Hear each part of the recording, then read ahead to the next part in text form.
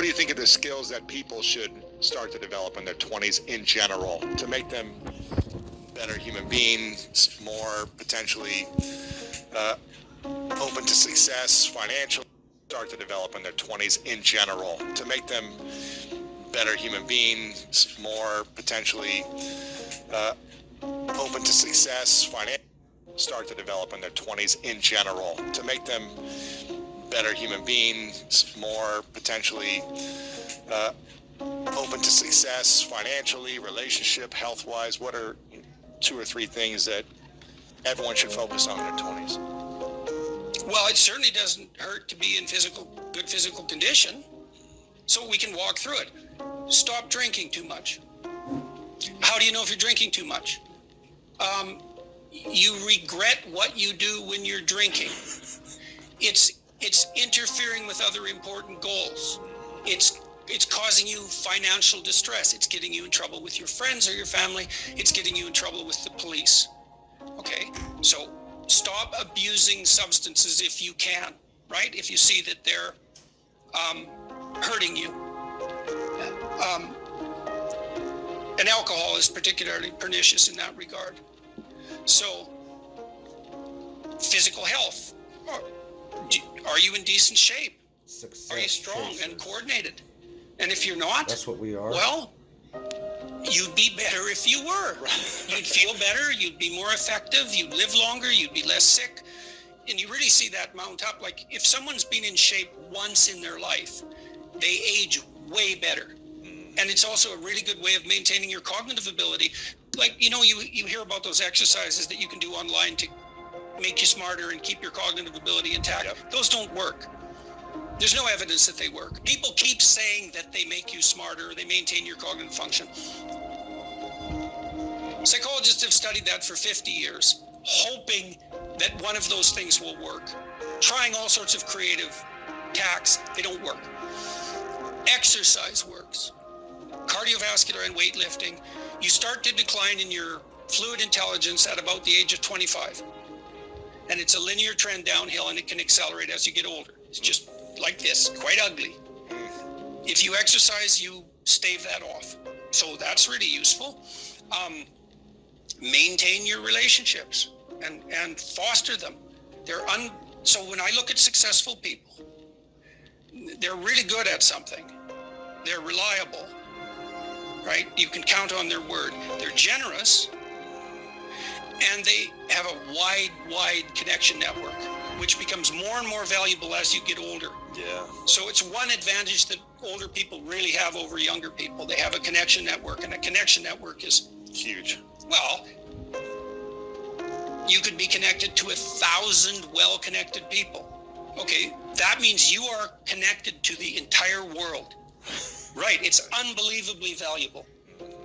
And that's one of the things that's so absolutely remarkable about the situation that I'm in right now. As far as one of the great benefits is I can contact pretty much anybody and they'll talk to me. It's like, really? That's so cool. I'm interested in infrastructure for reasons I won't get into, but I'm interested in infrastructure development. I think it's a good method of wealth transfer. It's a good solution to the problem of inequality and employment. I reached out to a leading expert on infrastructure last week to see if he'd talk to me. I thought, I don't know anything about infrastructure except that it's worn to a frazzle and we should do something about it. He agreed to talk. And having a connection network is of inestimable value. It's huge. Reliability, generosity, you can work on both of those. Philosophical sophistication, it's very useful because it orients you properly. You have a sophisticated sense of the world. You find, for example, that doing things for other people is actually more rewarding than virtually anything else you can do. When you hear you should be of service to other people. Well, if you actually watch yourself, you pay attention to yourself and you do something that helps someone else and it genuinely helps them, I defy you to find another experience that is that satisfying.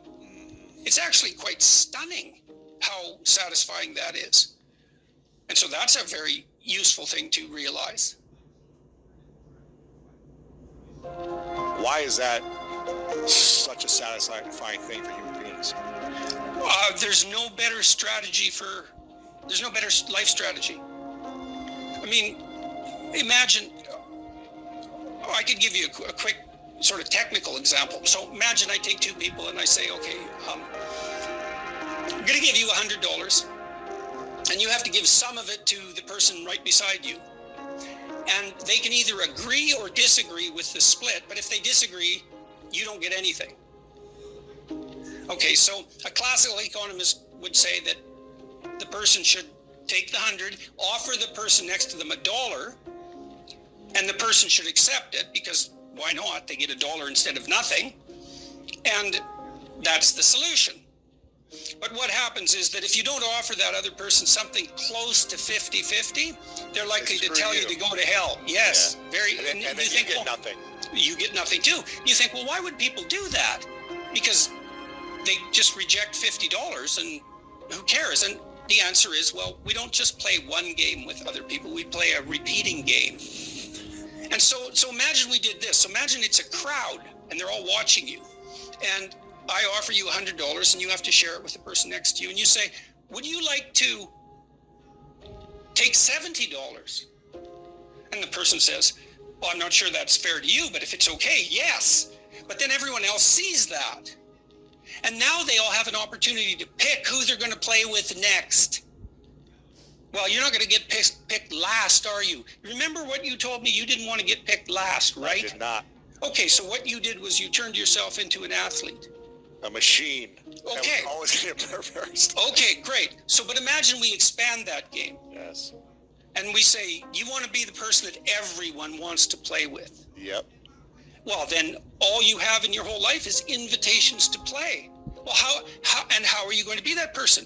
Be productive, straightforward, generous. Make everyone else better around you, and they're going to want to play with you. Absolutely. So there you go. And then you get to play. Yeah, exactly. Well, how is that not the best possible deal? It's clearly, see, so the reason, if the ethical argument is put properly, perception, it is by far the most compelling argument. It's like, if you want to have everything you could possibly want and more, then be a good person. The better a person you are, the more likely that is to happen. That doesn't mean that you're completely protected against getting cut off at the knees. But there's no better strategy. That's it. And you can even think about it selfishly, and I talk about this to some degree in Beyond Order. Let's say that you want to be selfish. You think that's the best possible strategy.